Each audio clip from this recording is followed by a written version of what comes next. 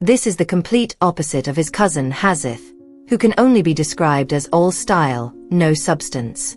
His life revolves around indulgence, spending recklessly, partying non-stop, and being completely uninterested in college or helping with his uncle's business. It's almost as if he doesn't realize that his uncle's family has been supporting him all along, covering all his needs. But Hazith is a different kind of character, living in his own world, seemingly oblivious to the effort and sacrifices of those around him. Hello and welcome to our channel. Today, we're diving into another chilling real-life story that will leave you stunned. This time, the story comes from Ampera city in Sri Lanka's eastern province. Known as one of the country's largest rice producers, this region thrives thanks to its highly efficient irrigation systems. But behind this agricultural success lies a dark tale. A young man who was raised and cared for by his uncle from childhood ends up betraying that family in the worst way imaginable. What starts with money troubles, a hedonistic lifestyle, and unchecked greed unravels into a shocking tragedy, exposing a long-buried secret that changes everything. What really happened in this twisted story? Stick around as we unpack the full details.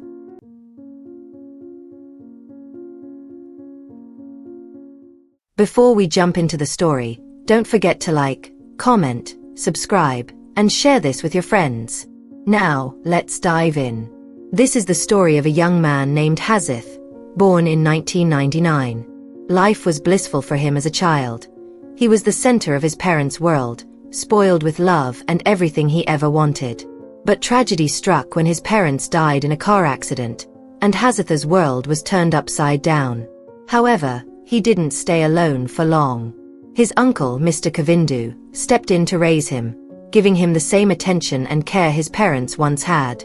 Hazith grew up to be a handsome, trendy young man, always in tune with what was cool and popular. But he also had a rebellious streak. He was mischievous, hard to control, and often pushed boundaries. Maybe it was his way of demanding even more attention from his uncle and the rest of the family. Hazith was a university student in Ampera city, a lively place where he spent most of his time. Now, Hazith was an only child, but his uncle Kavindu had a daughter named Sayumi, born in 2001. Sayumi was not just beautiful. She was smart, well-loved, and the apple of her father's eye. Kavindu, at 45 years old, was a highly respected figure in the community. He owned vast stretches of farmland, ran a successful real estate business, and even managed a car repair shop. His wife, Tharushi, was a dedicated homemaker, managing their household with grace. The family didn't just include Hazith, Sayumi, Kavindu, and Tharushi. Living with them was also Hazith's grandmother, Amaya, his late mother's mother, who was 65 years old. Together, the five of them lived under one roof. This family wasn't just wealthy, they were respected, educated, and kind-hearted. Sayumi, especially, was admired by everyone for her charm, intelligence, and friendly nature. They seemed like the perfect family from the outside. Sayumi was the kind of girl who made her parents proud. She was diligent, respectful, and genuinely interested in her uncle's business, especially the property sector. She was already serious about following in her father's footsteps. Her cousin Hazith, on the other hand, was the total opposite. He lived for style and status, not substance. His life was all about hedonistic pleasures, extravagant spending, partying, skipping classes, and showing zero interest in contributing to the family business. It seemed Hazith didn't realize, or didn't care, that his uncle's family had been supporting him entirely. They provided him with everything he needed, yet he remained ungrateful. Instead of showing gratitude, Hazith often clashed with his uncle, Kavindu. His attitude was likely a result of being overly pampered by his late parents, which left him with a sense of entitlement. His days revolved around scrolling through social media, attending morning meetups, and flaunting his uncle's wealth online. Naturally, this behavior infuriated Kavindu, who saw Hazith's potential being wasted. Eventually, Kavindu had enough. Frustrated by Hazith's laziness, recklessness, and constant spending, he decided to stop giving him a monthly allowance. Kavindu hoped this would encourage his nephew to learn the value of money, grow more independent, and maybe even lend a hand with the family business. But the plan backfired. The lack of financial support only deepened the rift between Hazith and his uncle. Desperate for money, Hazith turned to his aunt, Tharushi. With teary pleas and convincing stories, claims of campus fees, research projects, internships and more, he persuaded her to give him large sums of cash. Tharushi, who couldn't bear to see him struggle, often gave in. But when Kavindu found out, it sparked heated arguments. Hazith started avoiding home altogether, which only made his aunt more upset. She continued secretly giving him money, hoping it would bring him back to the house. According to Sayumi, Hazith wasn't exactly using the money for school. Instead, he threw wild parties at expensive hotels, often footing the bill for his friends. He loved shopping for luxury goods, flaunting them on social media, and chasing dreams of becoming a celebrity. But his ambitions seemed more about showing off than actually achieving anything meaningful. One day in May 2020, Hazith returned to his uncle's house, demanding a large sum of money. His reasoning was vague, and whenever his uncle or aunt pressed him for details, his explanations spiraled into incoherent excuses. When they insisted on knowing why he needed the money, Hazith became defensive, accusing them of prying into his personal business. All he wanted was the cash. No questions asked. But Kavindu wasn't one to hand over money without understanding its purpose. "What's it for? If you can't tell us, then you're not getting anything," his uncle said firmly. Frustrated, Kavindu reminded Hazith that he needed to start earning his own money and stop living recklessly. He was convinced Hazith just wanted to throw more parties. Things escalated when Hazith blurted out that he wanted the money to get married and move far away. His uncle scoffed at the idea, responding bluntly, "If you want to get married, then go earn your own money. How can you expect to support a family if you can't even take care of yourself?" That was the final straw for Hazith. He flew into a rage, shouting at his uncle and demanding his inheritance. He claimed he was entitled to his parents' share and accused his uncle of keeping it from him. Kavindu, unimpressed, stood his ground and made it clear that Hazith wasn't getting anything. "All the property titles, the house, and the family business assets are already legally secured for my daughter, Sayumi," Kavindu stated, referring to his biological child. Hearing this only fueled Hazith's resentment.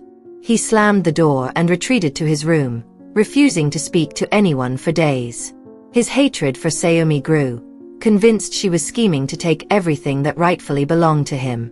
Kavindu, feeling the strain of the conflict, confided in his brother-in-law, Dhanuka. They both hoped Hazith would see reason and turn his life around. Dhanuka even tried to talk to Hazith, advising him to stop living extravagantly, respect his elders, and contribute to the family's efforts. But Hazith remained cold and distant, brushing off every piece of advice. By late May 2020, Hazith's anger had festered into something dangerous. He was consumed by resentment toward his uncle, aunt, cousin, and the entire household.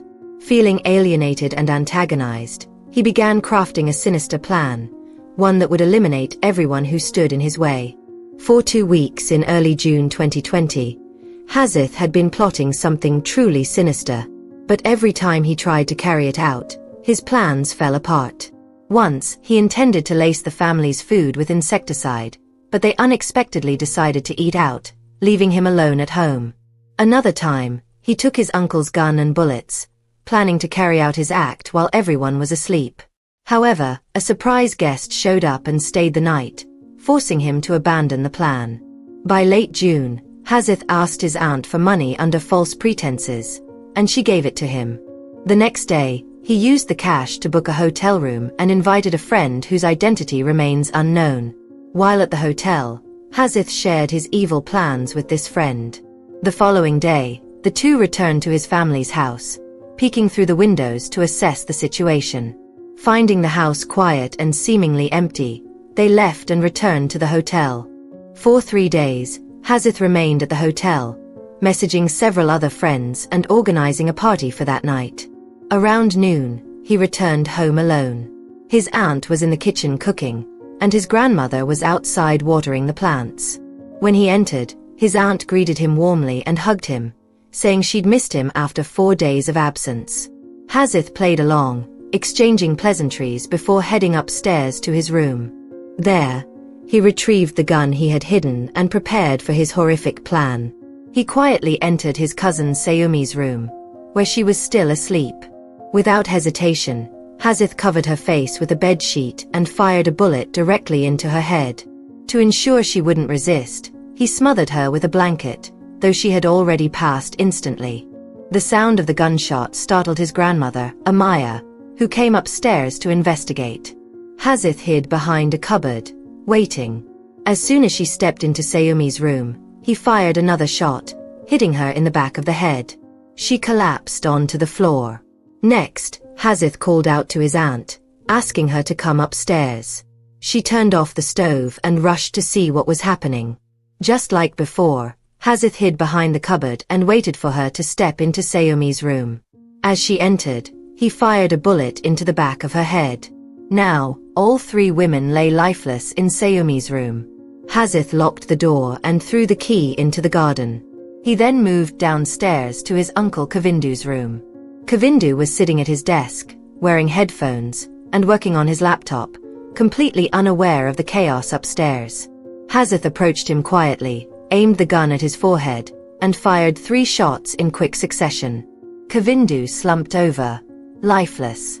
With the family eliminated, Hasith rummaged through the house. He broke into the safe using the combinations Sayumi had once shared with him, stealing cash and jewelry. He locked his uncle's room, threw the key into the garden, and left the house. Before leaving, he locked the main door and took the key with him. Later that evening, Hasith returned to the hotel. As if nothing had happened, he hosted the party he had planned, drinking and celebrating with his friends late into the night.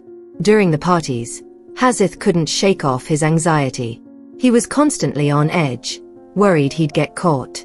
The morning after one of these parties, he came up with an idea and went to his brother Danuka's house. Acting distressed, he told Danuka, "Uncle Kavindu's house is eerily quiet. I knocked on the door, but no one answered. I tried calling, but still no response. The lights are off, yet all the cars are in the garage and driveway." Concerned, Danuka and Hasith headed to Kavindu's house. The place seemed deserted. Danuka borrowed a ladder and told Hasith to climb up to the roof and peek through the upper windows. Hasith climbed up and, in a dramatic display, began screaming and crying, claiming he saw the lifeless bodies of their family inside. Danuka immediately called the police. When they arrived, the officers confirmed the grim scene. 4 family members had been killed. Hasith put on a convincing act, crying hysterically and drawing sympathy from everyone, including Danuka. Initially, the police suspected a robbery. The house was in disarray, the safe had been emptied, and furniture was overturned. But as they dug deeper, they noticed there were no signs of forced entry. The front door and windows were intact, suggesting the culprit was someone familiar to the family. Suspicion quickly shifted away from a random robbery. Unbeknownst to Hasith, the house's living room and entrance were equipped with CCTV. Although the cameras didn't capture the actual murders, the footage clearly showed Hasith as the last person to enter the house, locking the front door behind him. Adding to the evidence, his fingerprints and DNA were found throughout the crime scenes. Bloodstains were also discovered on the soles of Hasith's shoes. With mounting evidence, the police swiftly arrested the 20-year-old as the sole suspect in the brutal killing of his family. At first, Hasith denied everything, claiming he had discovered the bodies when he arrived and panicked, locking the door and fleeing. Later, he changed his story, saying he acted in self-defense. His narrative shifted daily, and the inconsistencies only strengthened the case against him. The weapon he used was never recovered, as Hasith admitted to discarding it in an unknown location. By early August 2020, after weeks of interrogation, Hasith finally confessed. He admitted that he deliberately killed his uncle's family out of resentment. His grudge stemmed from being denied money and being excluded from the inheritance, which was to be passed entirely to his cousin, Sayumi. Hasith also revealed another shocking motive. His girlfriend, who had been secretly staying at the hotel, was 5 months pregnant. She had threatened to report him to the police if he didn't take responsibility and marry her. Desperate and terrified of his uncle's reaction, Hazith kept this a secret. He feared being disowned and cut off financially, which fueled his violent plan. The authorities are still investigating whether Hazith's girlfriend had any involvement in the murders. Meanwhile, the court ruled that Hazith had premeditated the killing of his family and sentenced him to life imprisonment. What lessons can we learn from this story?